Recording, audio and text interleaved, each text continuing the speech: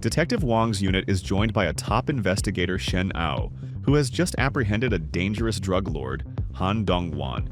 At his new post, Shen Ao begins gathering intelligence on narcotics kingpin Nianan Tao.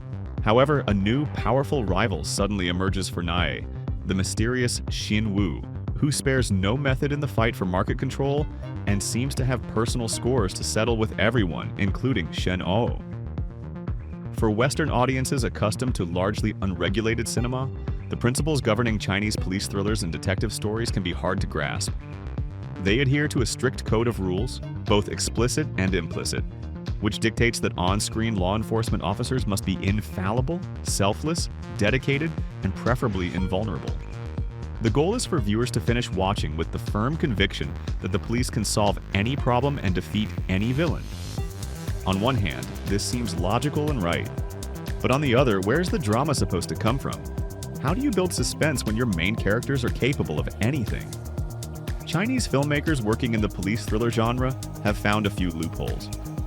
The most common one is to shift the plot's focus onto the villains, who take each other out until the SWAT team arrives to arrest the survivors. It's a workable method, but it's not enough. The creators of Anti-Drug Operation went a step further, but only those who have been watching this kind of cinema closely and for a long time will be able to appreciate what they did. The nuances they added to the plot might seem minor and insignificant to an outsider, but they led to the film becoming one of the most popular online releases of the year. This is despite the fact that, technically, there's nothing remarkable about it. It's a completely standard online action movie with a few decent hand-to-hand fights and a couple of more or less spectacular shootouts, but nothing we haven't seen elsewhere. The film's screenwriter and director, Cui Jing-Xuan, also shifted the focus to the rivalries between the drug traffickers, but didn't stop there. First, his police officers aren't just plot functions. An interesting dynamic is established between Shen Ao and Captain Wang from the get-go. On one hand, Shen Ao learns from his superior. On the other, he shows his own character, which sometimes leads him to make mistakes and other times to succeed.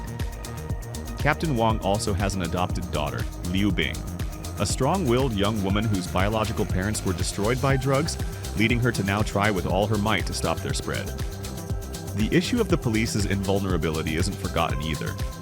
In one of the early scenes, several officers are killed by a skilled assassin, which is also a rarity for this type of film. Another crucial point concerns the main villain, Xin Wu, who behaves like a straight-up joker. He is merciless, fearless, frighteningly eccentric, and it's as if fate itself is on his side, to the point where, in one plot twist, he suddenly comes back to life after his death, right in the morgue. It might seem like these are all just minor, insignificant details, but in Chinese police cinema, every such detail is worth its weight in gold. In the end, they diversify the textbook patriotism, if not with a fountain, then at least with a stream of life and emotion.